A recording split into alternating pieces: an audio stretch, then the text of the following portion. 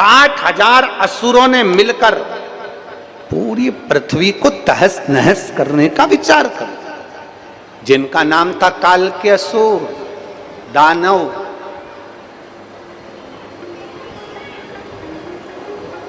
अब वो काल के दानव सारे की सारे 60,000, जैसे ही ऋषियों को मालूम पड़ा, संतों को मालूम पड़ा, गुरुजनों को मालूम पड़ा, तो उन्होंने यज्ञ अनुष्ठान करना प्रारंभ कर।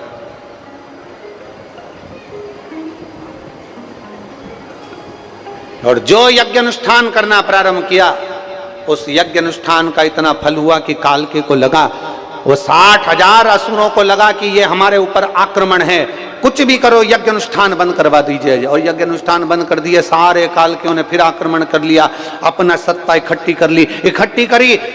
क्रोध आ गया अगस्त बाबा को।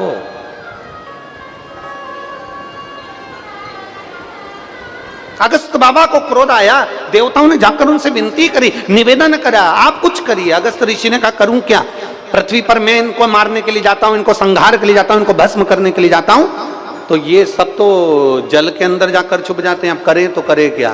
तो कहा, आप कुछ कर सकते हो। अगस्त ऋषि ने कहा, मैं शंकर की और माता पार्वती की आराधना करता हूं और मुझे विश्वास है मेरा देव अधिदेव महादेव और मेरी माता पार्वती जरूर कोई हल करेंगे। माँ जगतजननी ने आकर तुरंत उसी पल, उसी क्षण, उसी घड़ी अगस्त ऋषि से कह दिया। माँ पार्वती जी आकर बोली, अगस्त बाबा सुनो, एक काम करो, जैसे ही सारे के सारे काल के जल के अंदर जाकर समुद्र में छुपते हैं, तुम सारे समुद्र का पानी पी जाओ और अपने पेट के अंदर समुद्र को सुखा दो। जैसे ही सुखाओगे ये सब मर जाएंगे, ये सब समाप्त हो जाएंगे।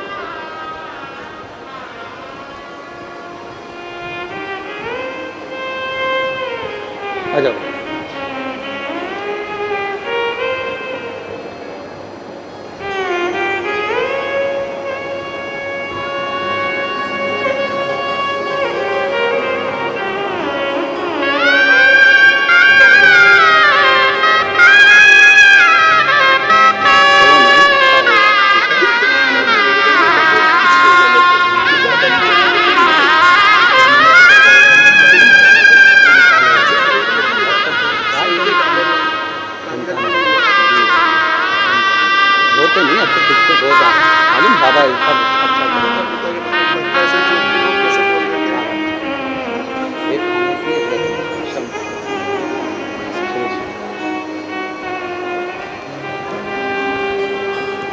बालक कह रहा है, डॉक्टर 6 महीने का कह दिए थे, पर बाबा की कृपा से 3 साल से चल रहा है और बाबा चला रहा है। शिव तत्व ओ घड़ी।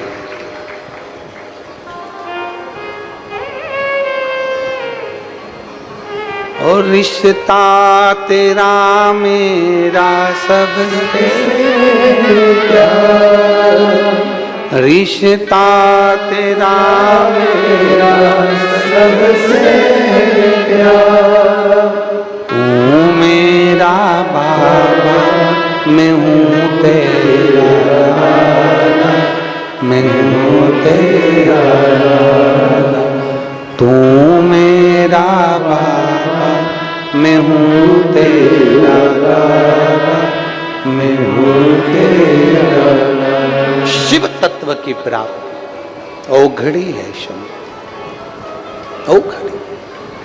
अगस्त ऋषि ने मां पार्वती का कहना माना। मां आप कह रही हो? हाँ।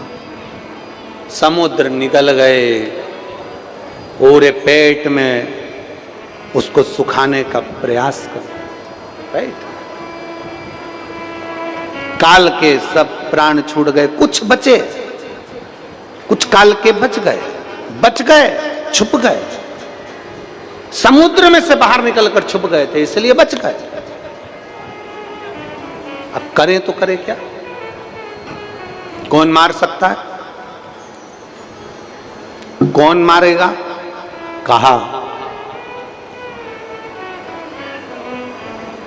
इंद्र, वरुण, गरुण, किसी देव में वो बल नहीं है कि कालके को मार दे। केवल एक, जिसने भगवान का संग कर कर शिवलिंग के निर्माण करे हों और शंकर के निर्माण कर कर भगवान शंकर की जिसने आराधना करी हो, केवल वही मार सकता है, केवल वही, उसके सिवाय कोई नहीं मारेगा। जिसने शिव की आराधना करी, शंकर की आराधना, जिसने शिवलिंग का निर्माण कराओ और शंकर उसको बल देंगे तो वो मरेगा, नहीं तो नहीं मर सकता। अब कौन मारेगा, कौन मार सकता? इंद्र ने अपने सारथी मातली को भेजा। इंद्र के सारथी का नाम था मातली। शिव भक्त को लाने के लिए शंकर भक्त को ही भेजा जाता है। कई माताएं आप लोग जब आ रही होगी ना, तो आप लोगों ने विचार करा होगा, इसने भी कह दिया मैं चलूंगी, उसने भी कह दिया मैं चलूंगी, उसने भी कह दिया मैं चलूंगी, सबका आने का था। पर जब गाड़ी तैयार हो गई, चलने की तैयारी हो गई, सूचना मिल गई कि गाड़ी बहुत दूर रुक रही है, पैदल बहुत चलना पड़ेगा, इतने में 2-3 खसक गई, 2-3 खसक गई। अब वो 2-3 खसक गई, उसकी जगह कोई 2-3 दूसरी आ गई। अर्थात मेरे देव अधिदेव महादेव को जिसको बुलाना था, जिसके ललाट पर लिखा है, अब भगवान अगर सबको बुला लेगा तो सबकी गोदी भरना पड़ेगी, सबकी झोली भरना पड़ेगी, जो मांगेगा देना पड़ेगा। तो शंकर भगवान भी सोचता है कि चलनी लगा दूं, छनते छनते आएंगे। शिव जी भी तो सोचते चलते चलते आओ, थोड़े थोड़े कम करके, जितने कम यहाँ पहुंचेंगे उस हिसाब से उनकी व्यवस्था मुझे करना पड़ेगा, करना। देवाधिदेव महादेव, शंकर का भक्त इसको मार सकता है, शिव का भक्त। अब उसको लेने के लिए किसको भेजे? अर्जुन एक ऐसे हैं जो भगवान शंकर के शिवलिंग का निर्माण करते हैं। अर्जुन एक ऐसे हैं जो भगवान शंकर के मंदिर का निर्माण करवाते हैं। अर्जुन एक ऐसे हैं जो शिव तत्व में डूबे रहते हैं। अर्जुन एक ऐसे हैं जो भगवान कृष्ण की संगति पाकर भगवान शंकर की पूजन में लगे रहते हैं। भगवान कृष्ण ने अर्जुन को शंकर की पूजन का विधान बताया। भगवान कृष्ण ने अर्जुन को पाशुपत्य अस्त्र का विधान बताया। भगवान कृष्ण ने अर्जुन को भगवान शंकर के पूजन का विधान बताया। भगवान कृष्ण ने अर्जुन को शंकर की आराधना का विधान बताया कि शिव कैसे प्रसन्न होंगे। अर्जुन भगवान शंकर की आराधना में लगा रहता था, भगवान शिव की भक्ति में लगा रहता था। बालू रेत उसका शिवलिंग, कंकर उठा लेता, उसकी पूजन करता, कहीं जाता शिवलिंग का निर्माण करता। अर्जुन शंकर की पूजन में लगा रहता। तो अर्जुन शंकर के भक्त हैं। शंकर के भक्त को लेने के लिए शंकर के भक्त को ही भेजा जाता है। इंद्र स्वयं नहीं गया, इंद्र स्वयं नहीं गए अर्जुन को लेने के लिए। इंद्र ने किसको भेजा? अपने सारथी मातली को भेजा। मातली कौन? मातली कौन है? इंद्र के सारथी मातली कोई साधारण नहीं है। मातली का नियम था, अपनी धर्म पत्नी के साथ बैठकर, इंद्र का सारथी मातली अपनी धर्म पत्नी के साथ बैठकर भगवान शंकर की आराधना किया करता था, शिव की आराधना करता था। और मातली का एक नियम बड़ा पक्का था, इंद्र के रथ का सारथी था मातली। जब इंद्र का रथ चलाने के लिए वो बैठता था तो एक बार महादेव को याद कर कर, भगवान शिव का नाम उच्चारण कर कर फिर रथ पर बैठता था। एक बार मुख से उच्चारण करता था, हार हार महादेव, उच्चारण कर कर फिर रथ पर बैठता। वो मातली है।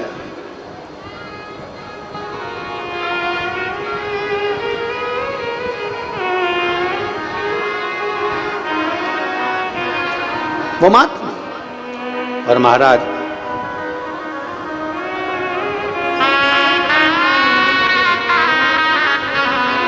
मैंने जब से भोले जी तेरा नाम लिया, अभिमान दिखाना छोड़ दिया। मैंने जब से भोले जी तेरा नाम लिया, अभिमान दिखाना छोड़ दिया।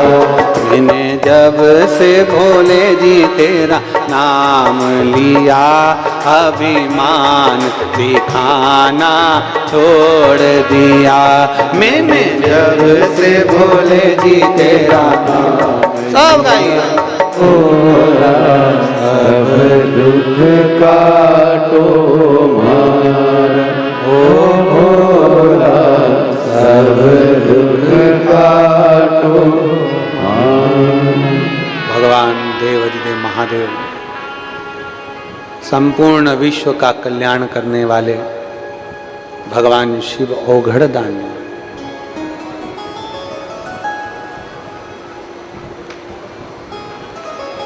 मातली शिव की आराधना करने वाले, शंकर का भक्त ही शंकर के भक्त को ला सकता है। किसी दूसरे की सामर्थ्यता नहीं है कि कोई लेकर आ जाए। मातली का एक नियम था, इंद्र के सारथी मातली का एक नियम था, शिव की आराधना करता था।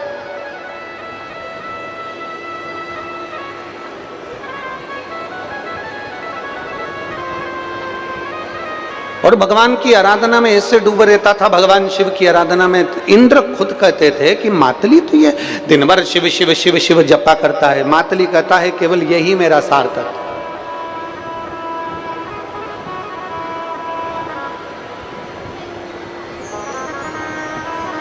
और बहुत ध्यान दीजिएगा, जो शिव नाम होठों पे अरे चढ़ गया रे, तो समझो ये जीवन सवर गया रे। शंकर का नाम यदि इन होठों पर चढ़ गया, शिव कथा इन कानों में जाकर बैठ गई, शंकर की सेवा इन हाथों से अगर हो गई, शिव के मंदिर तक अगर ये चरण चले गए और ये नेत्र शंकर के दर्शन कर लें या शिव भक्तों का दर्शन कर लें, और ये जिह्वा शंकर के नाम का उच्चारण कर ले, और ये दिल अगर शिव में लग जाए, तो फिर दुनिया में कहीं भटकना होता ही नहीं है। शिव के करीब में हम पहुंच जाए, फिर भटकना नहीं होता।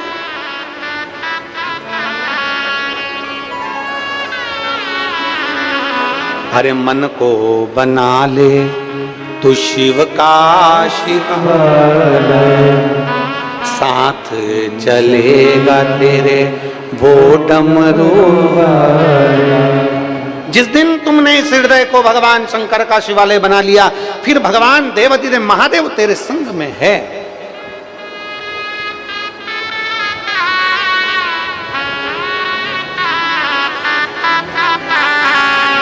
आप लोग जल चढ़ाने जाते हो? सब लोग बोलो बोलो, जम के बोलो, आवाज आना चाहिए आप लोगों की। जाते हो?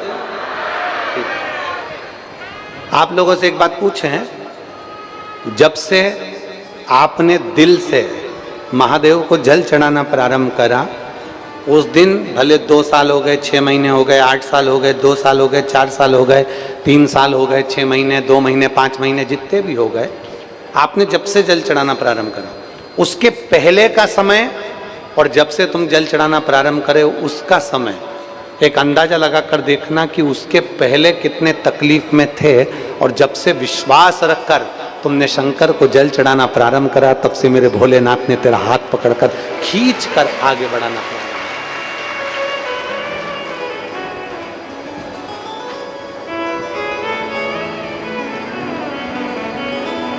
एक भरोसा, एक विश्वास, एक दृढ़ता अपने भीतर उत्पन्न करिए। मातली अर्जुन को लेने के लिए गए, और मातली ने अर्जुन से कहा चलो, इंद्रदेव ने बुलाया है। इंद्र ने मुझे क्यों? काल के असुर परेशान कर रहा है इसलिए बुलाया। चलिए, सत्य बोलने में क्या जाता है, किसके लिए बुलाया, क्यों बुलाया, काय के लिए बुलाया, चल कर देख ली।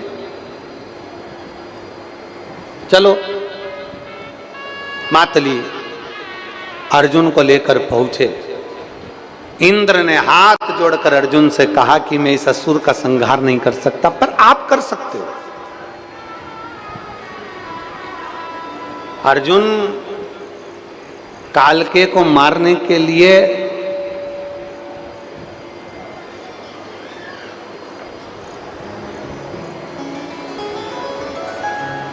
पहले विचार करने लगे कि ये मरेगा कैसे। अगस्त बाबा ने कहा इसको मारना सरल नहीं है। इन असुरों ने विद्वान ब्राह्मण संत जोगी सन्यासी तपस्वी साधक उपासक जितने भी हैं, जितने मंत्रों का उच्चारण करते थे, जितना नाद करते थे, जितना स्मरण करते थे, उन सबके मंत्रों को इन्होंने याददाश्त भुला दिए। जितने संत साधु गुरुजन हैं, जितने तपस्वी साधक उपासक हैं, जितने सन्यासी साधु तपस्वी उपासक हैं, ये सब भगवान का जो मंत्र पढ़ते थे, भगवान को प्रकट कर लेते थे, वो मंत्र भूल गए। इसलिए इस कालके को मारना बड़ा कठिन है। जब तक यज्ञ चालू नहीं होगा, उधर यज्ञ चालू हो, अनुष्ठान चालू हो, सन्यासी तपस्वी साधक ब्राह्मण अपना अपना अनुष्ठान करें और इधर अर्जुन कालके को मार दे तो वो मर जाएगा। अब ब्राह्मण मंत्र भूल गए, ब्राह्मण वेद ध्वनि भूल गए, संत साधु गुरुजन मंत्र भूल गए, आराधना भूल गए, साधना भूल गए, उनकी याददाश्त में नहीं रहा। फिर करें क्या? तो क्या एक काम हो सकता है, अर्जुन तू मारने के लिए तो जा, मना नहीं है, पर मरेगा तब ये सारे संत ब्राह्मणों के चित्त में याददाश्त आ जाओ और ये यज्ञ करने बैठ जाए। तो याददाश्त लाएगा कौन? ब्रह्मा ब्रह्मलोक के देव हैं, भगवान विष्णु बैकुंठ के देव हैं, और मृत्युलोक का अगर कोई देव है तो वो देव अधिदेव महादेव। अब किससे कहें? अर्जुन भी बैठ गए, मातली भी बैठ गया भगवान शंकर की आराधना करने के लिए। बाबा अब तो आपको ही साधना पड़ेगा इस कालके को मारने के लिए। और जब से भोले जी तेरा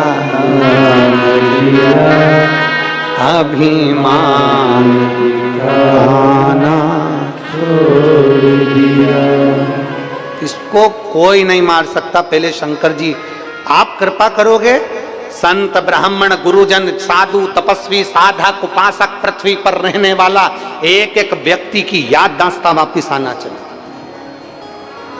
तो ये मरेगा, वरना मरने वाला नहीं। ठीक है, अर्जुन लग गए शिव की आराधना में, अगस्त ऋषि लग गए शिव की आराधना में, इंद्र का सारथी मातली लग गया शिव की आराधना में।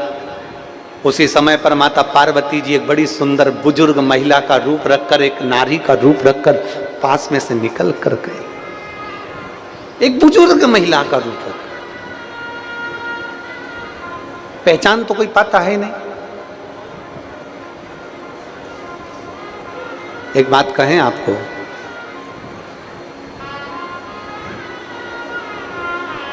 नर्मदा जी की जो परिक्रमा करते हैं, मां नर्मदा तट पर जो आते हैं, नर्मदा जी की परिक्रमा करते हैं, परिक्रमावासी जो होते हैं,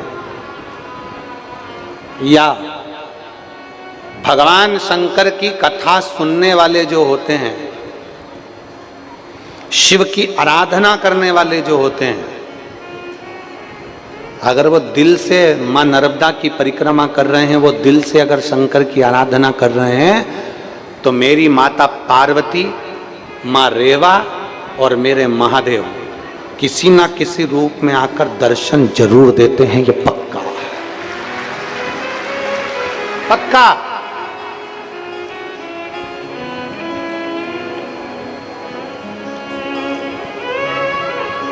जब हम, आप लोगों ने तो पहले हम कथा में वर्णन किए हैं, बाबाई के पास में जब कथा हुई थी तो हमने उसमें वर्णन किया है। पहले हम 22 वर्ष के पहले, 22 साल पहले माई नर्मदा की परिक्रमा करी हमने। 20-22 साल हो गए होंगे, 22 साल की वो पहले की बात।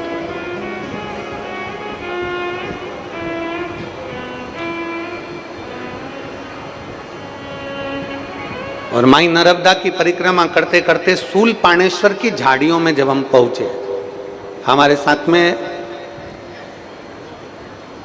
एक ग्रुप पूरा की पूरा था जो नर्मदे हर माई कृपा कर, नर्मदे हर हर महादेव बोलते बोलते परिक्रमा करते करते शूलपाणेश्वर की झाड़ियों में पहुंच गए।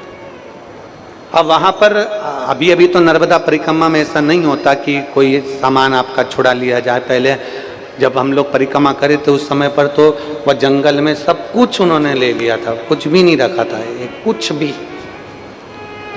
केवल एक कपड़ा और आपका हाथ में जो माला झोली और पूजन का जो नर्मदा जी का जल और माँ का न जल में से निकला हुआ कंकर शंकर सब ले लिया। अब जितने सारे सब साथ वाले वो सब कहे बड़ी भूख लग रही है, और अब उस समय पर 22 साल पहले की बात है, शूलपाणेश्वर की झाड़ियाँ, अब भूख बहुत तेज लग रही है और शाम का टाइम हो गया, लगभग 6:30-7 बज गई और अंधेरा भरचक होने लगा। भूख सबको लग रही, खाने का कुछ नहीं। 1.5 दिन पूरा निकल गया, अन्न का निवाला मुख में नहीं गया। नर्मदा मई का जल पी लिए, हर हर नर्मदे माँ कल्याण कर चलते, नर्मदे हर नर्मदे हर नर्मदे हर। अब उसमें कुछ ज्यादा उम्र के भी थे तो उनको चक्कर आने लगे, बिना अब भूख लगे, भोजन नहीं, कुछ भी, क्या करें। दुनिया के लोग, आज के लोग भरोसा नहीं करेंगे, विश्वास नहीं करेंगे कि महाराज तो अपनी व्यासपीठ से ऐसा बोलते रहते हैं, सब महाराजों की आदत है ऐसा बोलना। पर आप माने ना माने, जो माँ के दर्शन किए वो तो हम बोले बिगड़ रह नहीं सकते।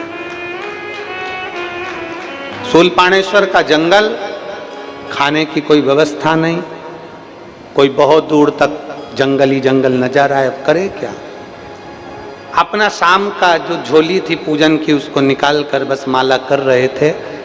एक सफेद साड़ी में एक बूढ़ी माँ, जिसके सफेद बाल, सफेद चंदन की बिंदी लगाई, नाक में एक बड़ी सी बहुत बड़ी नथ पहनी, बहुत बड़ी नथ, कान में कुछ भी नहीं था, सफेद बाल, सफेद साड़ी, और नर्मदा जी का जल भरती हुई बोली, परिक्रमा वासी हो। अब सब ने आवाज लगा कर कहा, हो हम नर्मदा परिक्रमा कर। कुछ खाया है? अब सभी तो भूखे थे, कुछ नहीं खाया। वो सामने देखो, सामने वो झोपड़ी दिख रही है। अब झोपड़ी व जंगल में हमें तो कोई नजर ही नहीं आ रही, अंधेरे में कौन झोपड़ी दिख रही है। सामने देखो, सामने वो झोपड़ी दिख रही है। अब इतने में कोई बोले चाहे नहीं बोले, हम ही कह दिया हाँ दिख रही है। अब दिख तो है नहीं रही थी, फिर भी कह दिया दिख रही है अम्मा। बस तो फिर थोड़ी दूर पे ही है, आ जाना, मैं थोड़ा बहुत तुम लोगों को कुछ खिला दूंगी हो। अब ये सब बोले, अपने को तो कोई झोपड़ी दिख नहीं रही और बुढ़िया चली गई। अभी इससे तो अच्छा है कि अपना रास्ता कवर करें, कहाँ इतनी दूर वहां जाएंगे, पैदल चलने वाले व्यक्ति अब इतनी दूर वहां चढ़ के जाओ, फिर उतरो, फिर अपने रास्ते पर जाओ, इससे अच्छा अपना रास्ता। भूख लग रही है, अपन तो चलो तो सही। तो झोपड़ी तो दिखी नहीं रही, अंधेरा गुप रखा है, कहाँ झोपड़ी दिख रही। अरे नहीं दिखे, चलो तो सही, एक बार देखें तो सही। सब ने अपनी अपनी लाठी डंडा उठाया, चल दिए। गए तो क्या देखा, एक 4 बड़े बड़े वृक्षों के, 4 वृक्षों से बंधी हुई एक झोपड़ी, और झोपड़ी में बुढ़िया, और बुढ़िया ने एक छोटी सी कढ़ाई में बना रखा था मीठा दलिया, वो गेहूं की फाड़, दलिया बोलते, थूली बोलते, मीठी थूली, और बुढ़िया ने बना कर रखी। और वहां जाते से हमने आवाज लगाई, माँ माँ। अंदर से बुढ़िया बोली, बैठ जाओ, बाहर ला रही हूं, अंदर मत आना, बाहर बैठ जाओ, अंदर मत आना। हम बाहर बैठ गए, पेड़ के पत्ते बड़े बड़े, उस पे बूढ़ी माँ ने थूली डाल दी, सब ने पेट भर कर खा ली। खाने के बाद सब पानी पीने के लिए नर्मदा जी की ओर आगे बढ़े। हमने कहा माँ पानी, तो कि इतनी बड़ी नर्मदा है तो सही, माँ जाके पी लो। हम पीने के लिए गए, माँ का वापिस जब धन्यवाद देने के लिए आए तो ना तो वहाँ माँ थी और ना वह झोपड़ी थी, माँ ही माँ।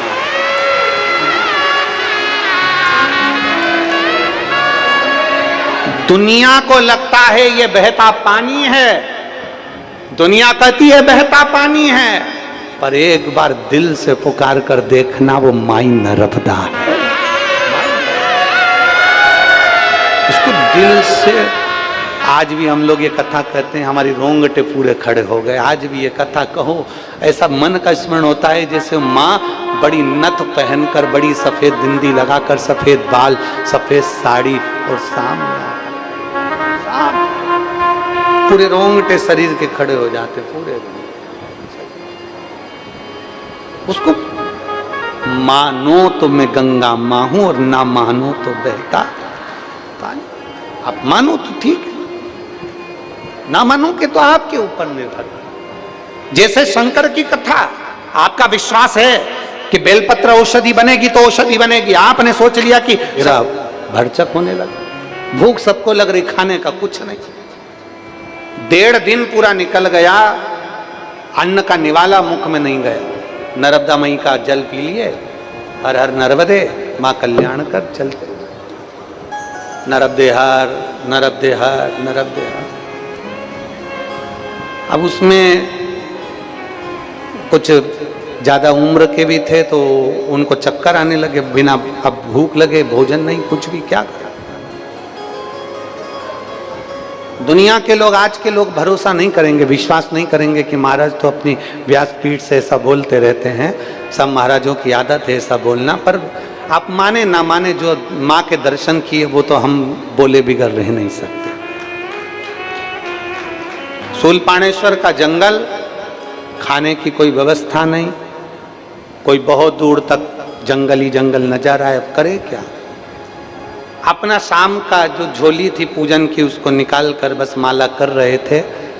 एक सफेद साड़ी में एक बूढ़ी माँ, जिसके सफेद बाल, सफेद चंदन की बिंदी लगाई, नाक में एक बड़ी सी बहुत बड़ी नथ पहनी, बहुत बड़ी नथ, कान में कुछ भी नहीं था, सफेद बाल, सफेद साड़ी, और नर्मदा जी का जल भरती हुई बोली, परकम्मा वासी हो।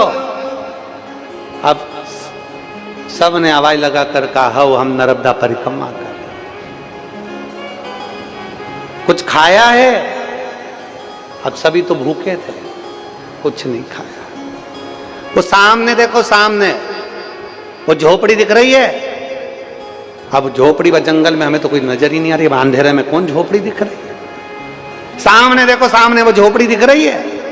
अब इतने में कोई बोले चाहे नहीं बोले, हम ही कह दिया हाँ दिख रही है। अब दिख तो है नहीं रही थी, फिर भी कह दिया दिख रही है अम्मा। बस तो फिर थोड़ी दूर पे ही है, आ जाना, मैं थोड़ा बहुत तुम लोगों को कुछ खिला दूंगी हो। अब ये सब बोले, अपने को तो कोई झोपड़ी दिख नहीं रही और बुढ़िया चली गई। अभी इससे तो अच्छा है कि अपना रास्ता कवर करें, कहाँ इतनी दूर वहां जाएंगे। पैदल चलने वाले व्यक्ति अब इतनी दूर वहां चढ़ के जाओ, फिर उतरो, फिर अपने रास्ते पर जाओ, इससे अच्छा अपना रास्ता। भूख लग रही है, अपन तो चलो तो सही। तो झोपड़ी तो दिखी नहीं रही, अंधेरा गुप रखा है, कहाँ झोपड़ी दिख रही। अरे नहीं दिखे, चलो तो सही, एक बार देखें तो सही। सब ने अपनी अपनी लाठी डंडा उठाया, चल दिए। गए तो क्या देखा, एक 4 बड़े बड़े वृक्षों के, 4 वृक्षों से बंधी हुई एक झोपड़ी, और झोपड़ी में बुढ़िया, और बुढ़िया ने एक छोटी सी कढ़ाई में बना रखा था मीठा दलिया, वो गेहूं की फाड़, दलिया बोलते, थूली बोलते, मीठी थूली, और बुढ़िया ने बना कर रखी। और वहां जाते से हमने आवाज लगाई, माँ माँ। अंदर से बुढ़िया बोली, बैठ जाओ, बाहर ला रही हूं, अंदर मत आना, बाहर बैठ जाओ, अंदर मत आना। हम बाहर बैठ गए, पेड़ के पत्ते बड़े बड़े, उस पे बूढ़ी माँ ने थूली डाल दी, सब ने पेट भर कर खा ली। खाने के बाद सब पानी पीने के लिए नर्मदा जी की ओर आगे बढ़े। हमने कहा माँ पानी, तो कि इतनी बड़ी नर्मदा है तो सही, वहाँ जाके पी लो। हम पीने के लिए गए, माँ का वापिस जब धन्यवाद देने के लिए आए तो ना तो वहाँ माँ थी और ना वह झोपड़ी थी, माँ ही माँ।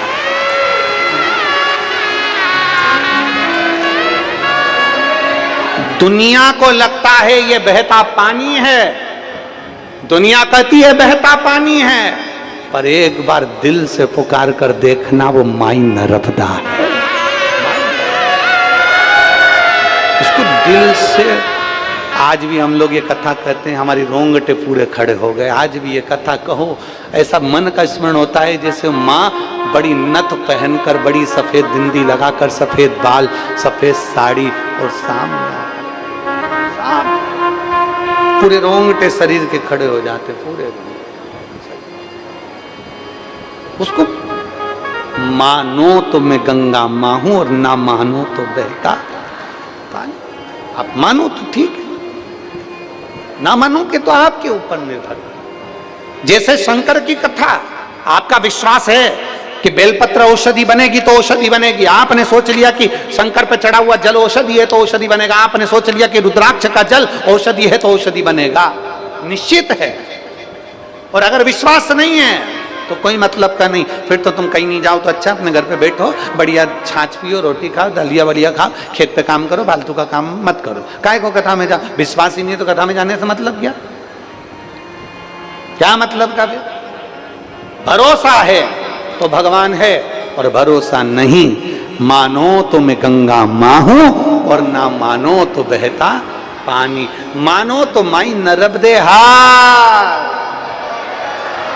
और ना मानो तो वो तो बह रही है, अविरल चल रही है, पानी बहता जा रहा है, लोगों को जल के रूप में दिख रही